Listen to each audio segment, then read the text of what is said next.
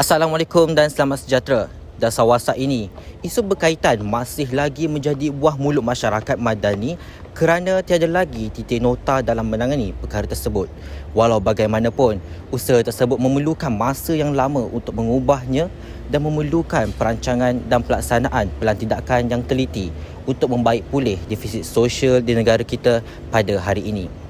Selain itu, jikalau perkara ini tidak diambil serius, maka terciptanya barah dalam kehidupan masyarakat dengan kenyataan yang berbau sensitif melibatkan etnik, agama, perlembagaan, rasuah dan tadbir urus tidak berintegriti. Oleh itu, semua pihak perlulah berganding bahu dalam menangani isu ini daripada terus berbangkit dan menjadi punca perpaduan negara kita tidak tercapai. Takrifan defisit sosial secara umumnya adalah kekurangan yang berlaku dalam konteks sosial yang memerlukan usaha penyatuan berterusan demi meningkatkan tahap kesepaduan sosial. Kekurangan ini disebabkan oleh jurang perbezaan persepsi dan pendapat dalam kalangan kelompok yang berbeza. Misalnya individu, keluarga dan masyarakat. Sistem pendidikan vernacular bermaksud sistem pendidikan yang berasaskan bahasa ibunda masing-masing sebagai bahasa pengantar. Pendidikan vernacular gagal memupuk perpaduan kaum di tanah Melayu kerana mereka terpisah antara satu sama lain. 4 aliran sekolah yang berbeza telah wujud semasa penjajahan British iaitu Melayu, Cina, Tamil dan Inggeris. Sistem pendidikan berbentuk vernacular dihasilkan dengan mengekalkan setiap kaum dengan identiti bahasa dan negara asal mereka. Sejarah membuktikan perkembangan untuk orang Melayu disekat oleh strategi kolonial British bagi mengelakkan pembentukan kesedaran kebangsaan. Perkembangan yang berlaku menyebabkan British terpaksa menyediakan sistem pendidikan berbeza kepada 3 kaum tersebut. Tujuan utama adalah untuk menyekat dasar perkembangan pendidikan dan tamadun orang Melayu. Isu pendidikan vernacular perlu difahami kerana melalui pendidikan inilah terbentuknya polarisasi kaum. Polarisasi ini pula terus-menerus menyalurkan British dengan sumber manusia tanpa sebarang tentangan dan kesulitan dalam kerangka pengkhususan kerja masing-masing. Jika diteliti, pendidikan vernacular pra-merdeka ini jugalah yang menjadi asas kepada pembentukan sistem pendidikan moden di negara kita sehingga kini. Walau bagaimanapun, terdapat kesan negatifnya iaitu menyebabkan orientasi terhadap negara ibunda masing-masing. Sekolah yang memberi kebebasan wujudnya, sekolah-sekolah China dan India telah menyebabkan masyarakat negara ini tidak menuju kepada perpaduan kaum dan ini disedari bercanggah dengan kepentingan terhadap perpaduan. Sebelum penjajahan British, kanak-kanak Melayu mendapat pendidikan di surau, masjid dan sekolah pondok. Core kurikulumnya ialah membaca dan memahami Al-Quran, mempelajari bahasa Arab, hukum-hukum agama serta kemahiran membaca, menulis dan mengira. Namun, semasa pentadbiran British, sekolah Melayu didirikan bagi memberikan pendidikan sekular kepada anak-anak petani dan nelayan. Di sekolah ini, anak-anak Melayu diajar menulis, membaca dan mengira serta sedikit ilmu geografi, seni pertukangan dan perkebunan. Sekolah-sekolah sekular yang didirikan khas untuk orang Melayu kurang mendapat sambutan walaupun percuma. Antara tahun 1914 hingga ke 1940, tiada sekolah menengah aliran Melayu di tanah Melayu. Perkembangan sekolah hanya terhad kepada sekolah rendah sahaja. Unsur dualisme dalam pendidikan vernacular Melayu sangat jelas. Bagi rakyat biasa, tujuan pendidikan Melayu adalah menjadikan mereka petani dan nelayan yang lebih baik daripada ibu bapa mereka. Unsur dualisme adalah bertujuan untuk mengekalkan status quo masyarakat Melayu iaitu terus membiarkan orang Melayu terus taksub dengan cara pendidikan mereka dan tanpa melihat kemajuan masyarakat lain yang berada di sekeliling mereka.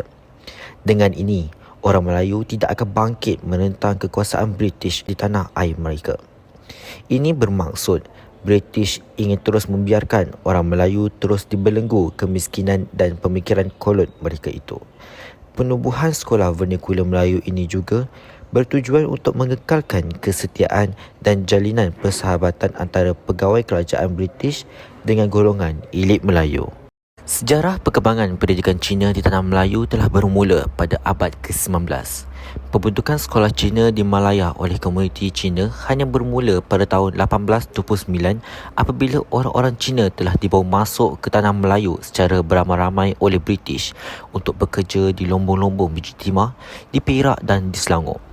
Seperti sedia maklum, masyarakat Cina amat mementingkan pembelajaran dalam kehidupan mereka dan sekolah Cina telah ditubuhkan melalui usaha perseorangan dan persatuan bagi mengekalkan warisan budaya dan bahasa mereka. Antara sekolah untuk etnik Cina pertama yang dibina di Tanah Melayu oleh Persatuan Mubalik London iaitu di negeri Melaka pada tahun 1815. Kelas pendidikan vernakular Cina yang pertama adalah didirikan oleh Persatuan Mubalik London di Melaka pada tahun 1815. Pada tahun 1919, pendidikan mereka telah dibiayai oleh pemodal-pemodal Cina dan ini bertujuan untuk menyediakan pekerja bagi perusahaan dan perniagaan mereka. Pada penghujung abad ke-19 dan pertengahan dekad pertama abad ke-20, semakin banyak sekolah persendirian yang dibiayai oleh ibu bapa Cina dan bermodelkan serta berorientasikan China sepenuhnya. Semasa zaman pendidikan British, kita melihat bahawa British tidak mengambil berat tentang pendidikan orang India. Pendidikan Tamil adalah secara formal di Tanah Melayu dan dimulakan oleh orang perseorangan dan pertubuhan masyarakat India. British telah mengarahkan supaya orang India berhijrah secara beramai-ramai untuk bekerja di Tanah Melayu sebagai pekerja di ladang kopi, ladang tebu, ladang kelapa dan ladang getah. Dalam masa yang sama juga, masyarakat India telah membina sekolah-sekolah Tamil dan sekolah-sekolah ini telah didirikan di kawasan ladang di seberang Perai, Pulau Pinang dan Johor. Sekolah-sekolah India yang dibina pada waktu itu ialah hanya sekolah-sekolah ladang dan bermutu rendah dan menghadapi pelbagai masalah seperti kekurangan kemudahan di dalam sekolah seperti alat-alat untuk mengajar dan juga bilangan guru yang betul-betul berkelayakan. Krisis bahasa akibat daripada sistem pendidikan zaman kolonial berlaku kerana satu perubahan dasar yang dibuat pada zaman pemerintahan Inggeris iaitu kewujudan sekolah vernakular yang mesti menggunakan bahasa ibunda masing-masing. Kesan ini kepada masyarakat Melayu telah menjadikan bahasa Melayu yang sudah mula diketepikan akibat daripada proses penjajahan serta pengaruh-pengaruh yang meresap ke negara ini telah menyebabkan bahasa Inggeris pula menjadi bahasa pengantar di semua sekolah. Hal ini menyebabkan bahasa asal kaum Melayu, kaum Cina dan kaum Tamil terpaksa diketepikan sebagai bahasa pengantar di sekolah vernakular masing-masing. Perubahan-perubahan ini telah menimbulkan reaksi yang berbeza daripada masyarakat yang pelbagai bangsa dan bahasa. Timbul juga penentang-penentang dasar pelajaran kebangsaan boleh dikenal pasti daripada 3 kumpulan dan boleh dikenali melalui latar belakang pendidikan yang telah mereka terima daripada zaman kolonial. Mereka yang terdiri daripada pendidikan Inggeris pula mahukan bahasa Inggeris dikekalkan pada kedudukannya di sekolah-sekolah. Dari mereka yang latar belakangkan pendidikan Cina pula mahukan semua bahasa yang terdapat di negara ini diiktiraf sama dengan kedudukannya. Akan tetapi, orang-orang Melayu melihat kedudukan bahasa Melayu melalui satu perspektif yang berlainan.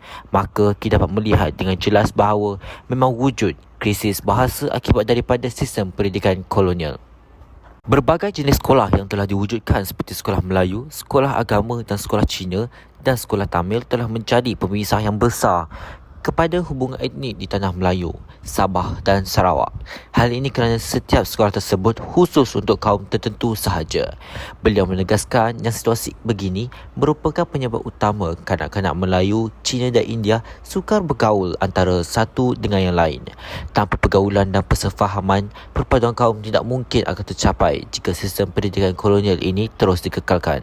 Ketiga-tiga kaum iaitu orang Melayu, Cina dan India hanya berkesempatan bergaul jika mereka belajar di sekolah Inggeris yang terdapat di bandar-bandar sahaja. Walau bagaimanapun, sekolah ini hanyalah lebih kepada orang Cina dan India sahaja dan mengenepikan peluang bagi anak-anak orang Melayu yang tinggal di desa. Sekolah begini juga tidak ada dasar tentang bahasa pengantar yang tunggal. Natijahnya, ini telah mewujudkan komponen-komponen masyarakat yang berasingan tapi berdampingan. Apakah langkah-langkah yang perlu kita ambil untuk mengurangkan defisit sosial dalam pendidikan di negara kita? Kerajaan perlu memperkenalkan sekolah wawasan iaitu salah satu usaha untuk menyatukan sekolah di dalam satu sistem pendidikan yang seragam bagi mewujudkan satu pertembungan etnik dalam satu ruang yang sama. Dengan ini, jurang antara perkauman itu dapat dikurangkan kerana pelajar didedahkan dengan etnik-etnik yang berbeza walaupun berada di sekolah yang sama. Mereka dapat bergaul dengan pelajar yang berlainan bangsa tanpa sebarang masalah kerana diajar sejak kecil lagi. Seterusnya, perpaduan negara akan bertambah harmonis sejajar dengan negara yang mempunyai perbilang kaum. Kerajaan perlu mewujudkan sistem persekolahan yang sama bagi setiap jenis sekolah dan mencadangkan semua sekolah wajib menggunakan bahasa Melayu sebagai bahasa rasmi sekolah agar semua pelajar di negara ini fasih berbahasa Melayu. Selain itu, kerajaan perlu meneliti fasiliti dan silibus di sekolah kerajaan supaya ditambah baik agar kekal relevan sejajar dengan zaman teknologi sekarang. Dengan ini, barulah ibu bapa tidak membandingkan kelebihan sekolah-sekolah tertentu dengan sekolah-sekolah kerajaan.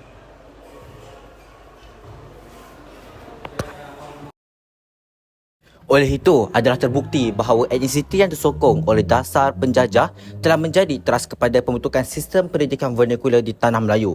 Akibat daripada sistem pendidikan berasaskan etnik, maka telah wujud 4 aliran bahasa iaitu Melayu, Inggeris, Cina dan Tamil dalam 4 jenis sekolah yang berasingan. Sistem persekolahan yang diamalkan oleh setiap kumpulan etnik mempunyai dasar, tujuan kurikulum, sukatan pelajaran, bahasa pengantar, buku teks, latihan perguruan yang tersendiri dan berbeza di antara satu sekolah etnik dengan sekolah etnik yang lain. Oleh itu, dalam jangka masa yang panjang, dasar ini telah menjadi masyarakat homogenes Tanah Melayu mengalami transformasi kepada masyarakat heterogenes yang merangkumi pelbagai etnik dan budaya. Sebagai implikasi, sistem pendidikan berasaskan etnik iaitu sistem pendidikan vernakular telah diamalkan sehingga kini di Malaysia.